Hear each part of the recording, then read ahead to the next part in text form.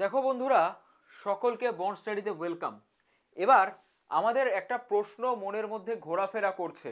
সেই প্রশ্নটা কি?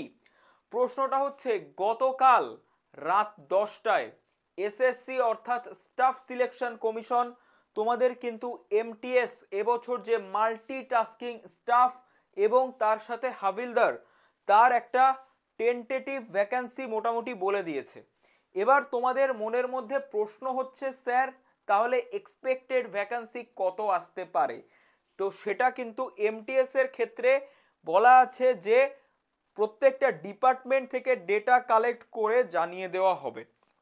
তো এই বিষয়টা নিয়ে আমি একটু তোমাদের ধারণা দিতে এলাম। তো ভাই, একটা জিনিস খেয়াল করো, যেগুলো বলে দিয়েছে কালকে এসএসসি নোটিশের মধ্যে, সেই বিষয়গুলো যারা এখনো জানো না একটুখানি দেখে নাও, তোমার জন্য ভিডিওটা অত্যন্ত ফ্রুটফুল হতে চলেছে। তাহলে বিষয়টা হচ্ছে এমটিএস 2025 এর কোয়ালিফিকেশন কি আছে।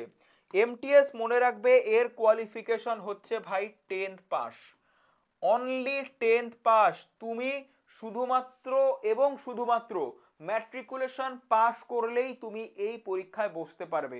অর্থাৎ যারা পিএইচডি করেছো তারাও বসতে পারবে, যারা বিএ বিএড এবং যাই করো না কেন ভাই, শুধুমাত্র 10th পাস যদি তোমার কোয়ালিফিকেশন থাকে, তুমি এই পরীক্ষার জন্য এলিজিবল ক্যান্ডিডেট। গেল।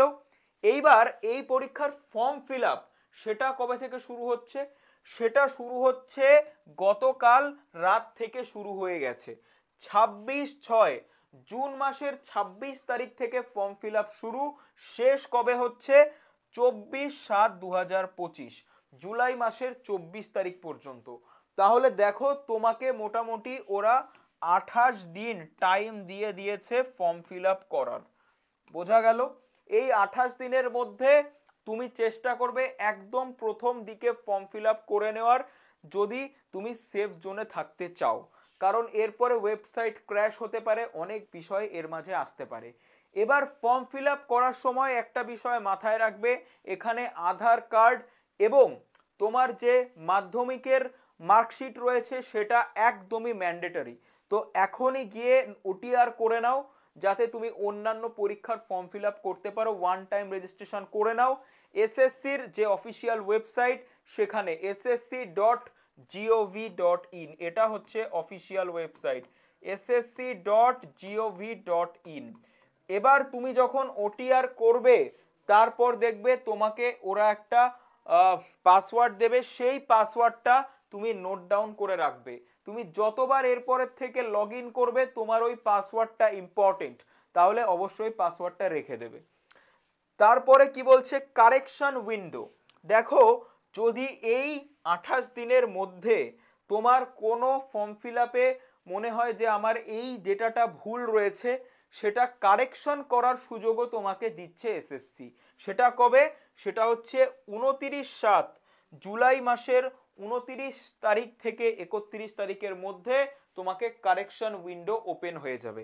এইবার প্রশ্ন হচ্ছে, স্যার আমাদের তাহলে এক্সাম ডেট কবে? এক্সাম ডেট দেখো, 20 সেপ্টেম্বর। সেপ্টেম্বরের 20 তারিখ থেকে 25 অক্টোবর, অর্থাৎ এই বছর পুজোর ছুটি এর মধ্যেই কিন্তু তোমাদের দিয়ে দিচ্ছে এক্সাম। তাহলে ভাই, পুজো প্রত্যেক বছরই আসবে, এমটিএস বারবার আসবে না। কেন? কারণ এমটিএস এর যে এজ লিমিট, এমটিএস এর এজ লিমিট খেয়াল করো, 18 থেকে 25, এবং হাবিলদারের ক্ষেত্রে 18 থেকে 27 বছর। তুমি এই 25 বা 27 বছরের পরে গেলে কিন্তু এমটিএস পরীক্ষায় আর বসতে পারবে না। এই জন্য বলছি, এই বছর পুজোতে একটু আনন্দটা কমিয়ে দাও, কারণ পুজোর মধ্যেই এমটিএস এর পরীক্ষা চলে আসছে। বোঝা গেল? এবার দেখো, যারা এসসি এসটি ওবিসি রয়েছে তাদের জন্য কি কোনোরূপ ছাড় থাকছে না? অবশ্যই থাকছে। সেন্ট্রাল গভর্নমেন্টের এক্সাম ভাই, পার্মানেন্ট স্থায়ী সরকারি চাকরি, তো সেখানে এজ লিমিট তো থাকবেই। কি থাকছে? এসসি এসটির জন্য এজ লিমিট থাকছে 5 বছর, এবং যারা সেন্ট্রাল সার্টিফাইড ওবিসি তাদের জন্য থাকছে 3 বছরের এজ রিল্যাক্সেশন। ঠিক আছে? আর পিডব্লিউবিডি তাদের জন্য থাকছে 10 বছর। পিডব্লিউবিডি তাদের জন্য থাকছে 10 বছর।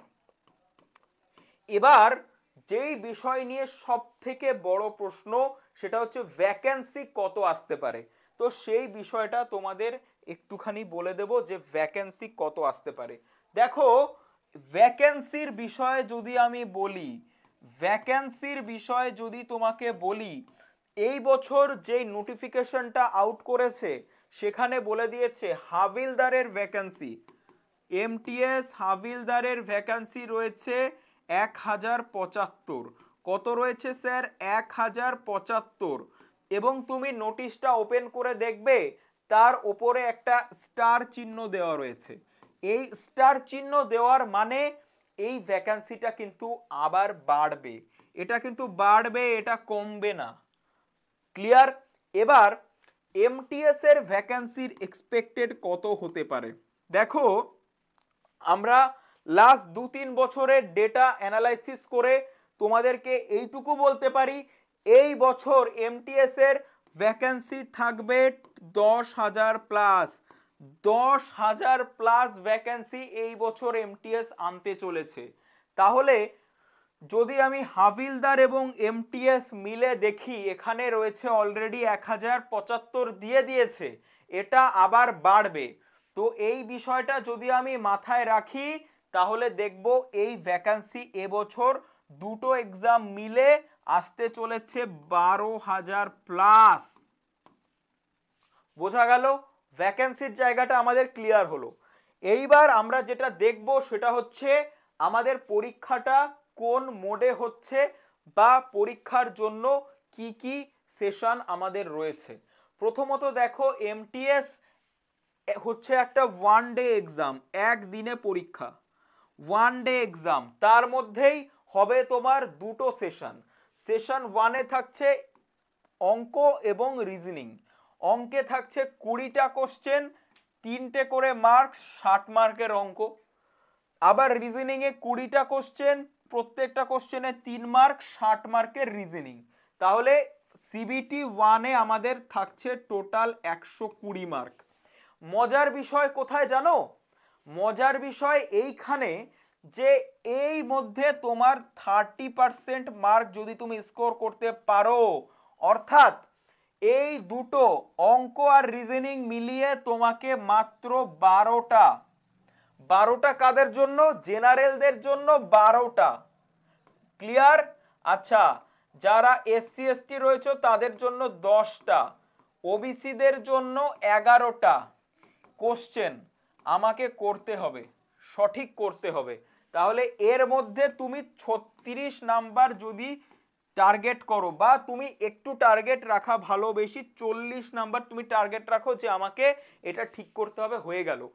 তার থেকেও ইম্পর্টেন্ট বিষয় সিবিটি 1-এ কোনো রূপ কিন্তু নেগেটিভ মার্কিং থাকছে না। তুমি আরাম করে এখানে আনসার করতে পারো, তাহলে তুমি কোয়ালিফাই করে যাবে। এবার সিবিটি 1 বা সেশন 1 শেষ হওয়ার পরপরই ওই দিনই ওই কম্পিউটারেই তোমার হয়ে যাবে সেশন 2। সেখানে থাকবে দুটো বিষয়। এই দুটো বিষয় তোমাকে কিন্তু সিলেকশন এনে দেবে, জিকে জিএস এবং ইংরেজি। জিকে জিএস এ 25টা কোশ্চেন, 3টে করে মার্কস এবং 75 মার্ক থাকছে জিকে জিএস থেকে। আর ইংরেজি থেকে 25টা কোশ্চেন এবং 75 মার্ক। তাহলে এই 75 75 150, এই 150 মার্কের মধ্যেই তোমার সিলেকশন আনতে হবে। এবার একটা জিনিস মাথায় রাখবে যে ফর্ম ফিল আপ করার সময় তুমি কোন রাজ্যের রেফারেন্স দিচ্ছ সেটা খুব ইম্পর্টেন্ট, কারণ সব রাজ্যের ক্ষেত্রে কাট অফ সমান যায় না। ক্লিয়ার? যেমন ওয়েস্ট বেঙ্গলের ক্ষেত্রে এবছর এক্সপেক্টেড বা গত বছরের ডেটা যদি আমরা দেখি তাহলে 130 মতো গেছিল বা 135 সামথিং, এরকম আপ ডাউন করে। সব রাজ্যের ক্ষেত্রে সমান যাবে না। বোঝা গেল? এবার দেখো এই রয়েছে সিলেবাস, তার মধ্যে দেখো অঙ্কের ক্ষেত্রে HCF LCM BODMAS percentage ratio work and time average, আচ্ছা simple interest profit and loss distance and time, এইগুলো পড়তে হবে। তার মধ্যে থেকে তোমাকে ওই মিনিমাল মার্কটা তুলতে হবে। ইংরেজির ক্ষেত্রে error spotting, fill in the blank, synonyms and antonyms, spotting error, ঠিক আছে, স্পেলিং এরর, তার পাশাপাশি থাকছে one word substitution, sentence improvement এবং ক্লোজ টেস্ট। রিজনিং এর ক্ষেত্রে কি কি থাকছে স্যার? আলফা নিউমেরিক সিরিজ, তারপরে থাকছে কোডিং ডিকোডিং, ফলোইং ডিরেকশন এবং নন ভার্বাল রিজনিং এর মধ্যে থাকছে ক্যালেন্ডার, ক্লক, এজ ক্যালকুলেশন, ঠিক আছে। এর পাশাপাশি জিকে, জিকের ভাই কোনো একদম শুরু শেষ নেই। জিকে থেকে তোমাকে কোন কোন সাবজেক্ট পড়তে হবে? ইতিহাস, পলিটি, তারপরে তোমার জিওগ্রাফি, সায়েন্স, ইকোনমি এবং কারেন্ট অ্যাফেয়ার্স এবং স্ট্যাটিক জিকে। তুমি একটা জিনিস জেনে রাখো, আমাদের এই চ্যানেলে বন্ড স্টাডিতে প্রত্যেকটা দিন এই সব সাবজেক্টের ফ্রি ক্লাস হয়ে থাকে। যেমন তোমাকে আমি যদি বলি, ইংরেজির ফ্রি ক্লাস হয় সকাল 11টায়, ঠিক আছে। অঙ্কের ফ্রি ক্লাস, অঙ্ক হয় 1টায়, ঠিক আছে। আচ্ছা, আর আমাদের জিকের ক্লাস কিন্তু এখানে হয়ে থাকে, যেটা খুব দ্রুত আমাদের শুরু হতে যাচ্ছে। তাহলে আর যারা ফ্রি ক্লাসের পাশাপাশি আমাদের চ্যানেলটাকে ফলো রাখো, তোমাদের জন্য আমাদের এসএসসি মহাপ্যাক, সেখানে তুমি 6টা এক্সামের প্রিপারেশন পেয়ে যাবে। যারা মনে হচ্ছে যে এবছর আমার একটু ল্যাকিংস রয়েছে প্রিপারেশনে, এখানে চলে এসো।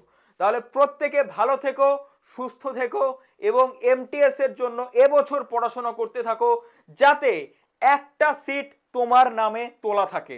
চলো বন্ধুরা, প্রত্যেকে ভালো থাকবে, সুস্থ থাকবে, দেখা হবে তোমাদের সাথে লাইভ ক্লাসে। জয় হিন্দ।